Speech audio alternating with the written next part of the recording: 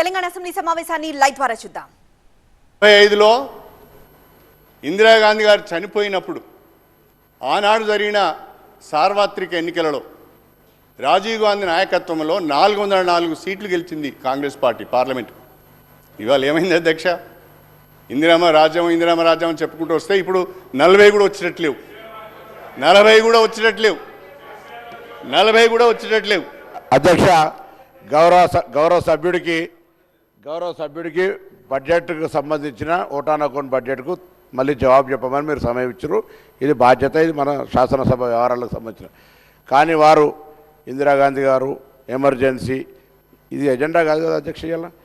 ఇలా వారు తెలుసు సమాజంలో ఇందిరాగాంధీ గారు ఇవాళ కూడా గ్రామీణ ప్రాంతాల్లో ముఖ్యంగా ఎస్సీ ఎస్టీ బీసీలకు ఒక దేవతలాగా ఇవాళ కూడా ఇందిరమ్మ పాలన అని ఊర్లలో పోతే జ్ఞాపకం చేసుకుంటారు. వారికి కూడా తెలుసు ఊర్లలో పోతే ఇందిరమ్మ అని. ఇలా మన స్వతంత్రం వచ్చిన నాడు 1947లో ఈ దేశంలో గుండు సూది తయారు చేసుకుందాం అంటే కూడా మనకు పరిస్థితి లేదు అధ్యక్ష. మీకు తెలియదు కాదు కదా. చరిత్రలో ఇలా భారతదేశం ఎక్కడ స్థానంలో ఉన్నది అధ్యక్ష? ఇవాళ ఇంత పెద్ద ఎత్తున అభివృద్ధి జరిగితే, ఇంత పెద్ద జనాభాకు అనుగుణంగా అభివృద్ధి జరిగితే కూడా ఓపిక లేకుండా మీరు ఇలా మళ్ళీ 10 సంవత్సరాలు మనం అన్ని రకాల నీళ్లు నిధులు నియామకాలకు సంబంధించి ఏందన్నా నీళ్లు నిధులు